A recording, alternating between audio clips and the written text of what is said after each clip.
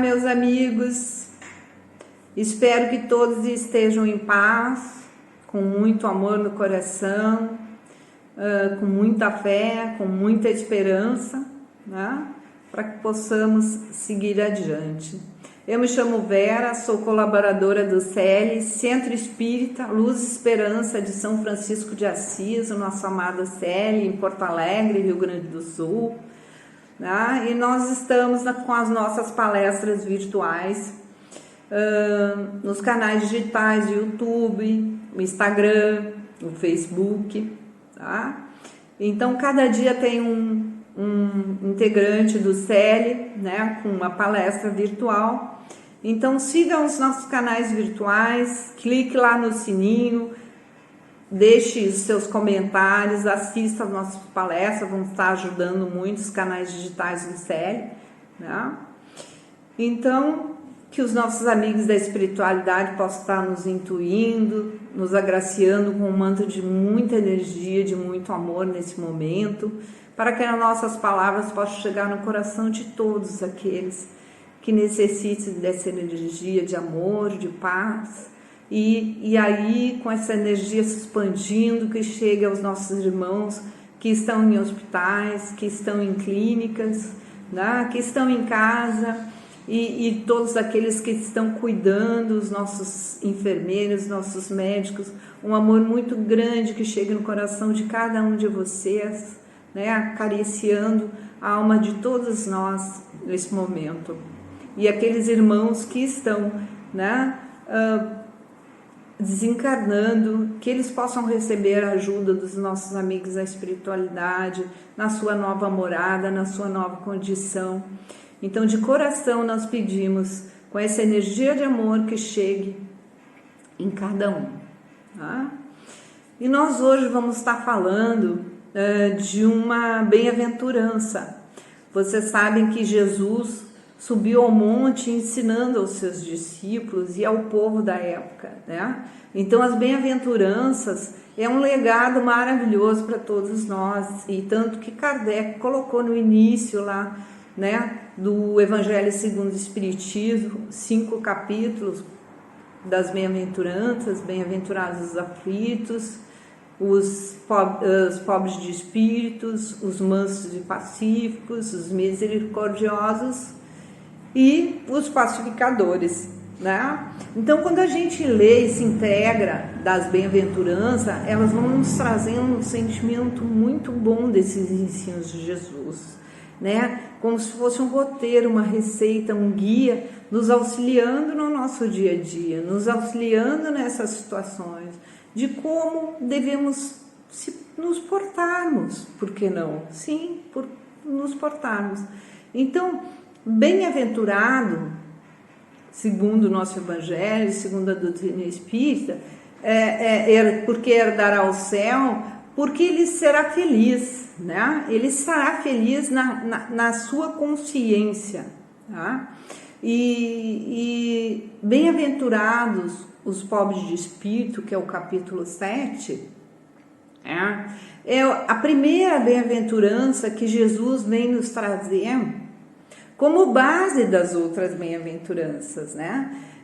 Por isso que a gente vai entender o que é ser pobre de espírito, né? Quais as características que nós, como seres, né, em progresso, quais as nossas características que teríamos que ter ou não ter, né, para ser pobres de espírito. Sempre quando a gente vai falar em pobre de espírito, nós vamos falar daquilo que envolve que nós tenhamos, né? Se nós tenhamos, nós não somos pobres de espírito, né? Então, para que a gente possa saber, nós vamos pegar o significado da palavra humildade, né? E humildade diz que é a qualidade de quem tem consciência de suas limitações. Então, quando nós temos a consciência das nossas limitações, nós somos humildes, né? Que está associado com ser, o que é ser pobre de espírito? Ser pobre de espírito é ser humilde. Humilde nas nossas atitudes, nos nossos sentimentos. Tá? Então, os espíritos falam que aqueles que acumulam os tesouros, que não se confundem com as riquezas da terra, né? E dão até o exemplo do Salomão, que foi na sua época riquíssimo, né? Mas só quando encontrou o seu encontro, né, com Deus, o seu encontro com Ele mesmo, é que ele pôde ser um bem-aventurado, ele pôde ser feliz. Então, trazendo isso para nós, é associado em que os bens em que nós acumulamos, né, que não sejam corroídos pelas traças, tampouco pode ser subtraídos pelos ladrões. Né? E aí a gente vem falar, mas então eu não posso ter riqueza? A riqueza é neutra. Tá? A riqueza não é nem boa, a riqueza não é um mal e não é um bem. Tá? A condição que é feita da riqueza, aí sim, ela pode ter um mal ou ela pode ser um bem. Tá? Então, em primeiro lugar, pobre de espírito ou humilde, né? Humilde de espírito, não se refere à pobreza financeira ou àquele que é desprovido de bens, né, materiais, que não tem riqueza, não é isso. Em segundo lugar, pobre de espírito não é aquele que espiritualmente é pobre, né? Estamos falando de espiritualmente, né? Não é que ele seja pobre de fé, pobre de oração, pobre de paciência, por que não? Pobre de obediência, não é isso. E o pobre de espírito também não é aquele que tem a sua autoestima baixa, tá? Não é aquele que é tímido, não é aquele que é covarde, que se vê inferior a tudo e a todos. Esse também não é. Nós temos associado a humildade, a falta de recursos, né? A ser pobre. E não é isso que nós estamos analisando, pelo contrário. Aqui nós estamos colocando dois aspectos importantes que traz o Evangelho: o orgulho e a humildade. Então, aquele que é orgulhoso não é pobre de espírito, né? Aquele que é humilde é pobre de espírito. E aí nós temos vários exemplos dentro das pessoas, né, de algumas pessoas dentro do espiritismo. Chico Xavier foi uma pessoa muito, muito humilde. E eu estava pensando que essa humildade tem tudo a ver com servir, né? De tudo que eu li, de tudo que eu ouvi, pensando nessas palavras de humildade, me trouxe muito para os nossos dias atuais de falar sobre servir, né? E servir não em grandiosidade, nem em grande importância. Falo de servir no nosso dia a dia e aquele dos mais próximos. E como nós estamos, ou nós estamos querendo ser servidos, né? Como é que nós estamos com relação a esse quesito? Nós estamos querendo que todos os irmãos que nos acompanham nos sirvam no nosso dia a dia? Ou nós estamos já entendendo que nós viemos para servir? Está muito claro para mim. E por isso eu trago hoje isso para dividir com vocês sobre servir, né? Sobre ser humilde, né? Servir a todos. Quando que nós vamos pegar uma condição que nos apresenta o nosso dia a dia e colocar o interesse do nosso irmão antes do nosso? Isso é ser humilde. Isso não é ser inferior. Isso não é não ser humilde. Pelo contrário. E isso que Jesus vem nos falar. A gente se rebaixa, né? Mas não é rebaixado. Pelo contrário. Então é isso que a gente precisa refletir.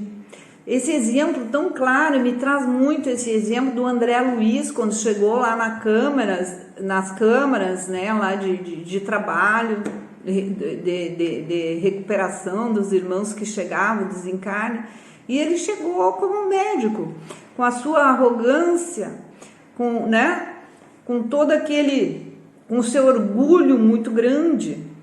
E eu peço perdão, André Luiz, por estar trazendo ele de exemplo, mas agradecemos a ele pelos seus livros, por tanta coisa muito boa através do Chico, do Emmanuel, que chegou para o nosso entendimento, em que a gente possa usar de base.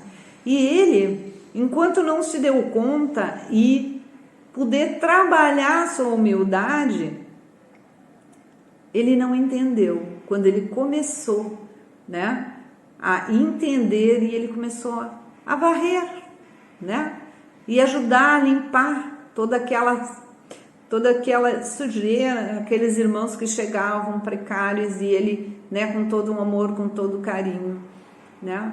Então, para algum entendimento, como um médico terreno, né, ele poderia ser rebaixado, mas não, pelo contrário. Aí ele começou a trabalhar exatamente aquilo que nós precisamos trabalhar conosco, no nosso espírito, na nossa alma, nos nossos sentimentos, esse equilíbrio, esse amor, né, de entender que nós viemos para servir. Um grande ensinamento de Jesus. Então, que a gente possa pensar nisso, que a gente possa servir no nosso dia a dia aos nossos irmãos. Trago também algumas características que a gente pode falar sobre pobre de espíritos, né? E aí diz aqui, sempre humilde aos seus próprios olhos. Ele não se exalta, ele não é orgulhoso. Mesmo que ele possa ser considerado insignificante pelos outros, ele vê tudo como a vontade de Deus e se alegra.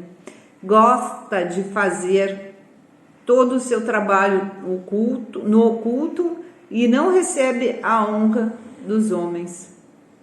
Gosta de fazer todo o seu trabalho, gosta de ocupar o lugar mais baixo, não porque deseja ser mais estimado, mas porque pensa que é precisamente esse o lugar adequado para ele.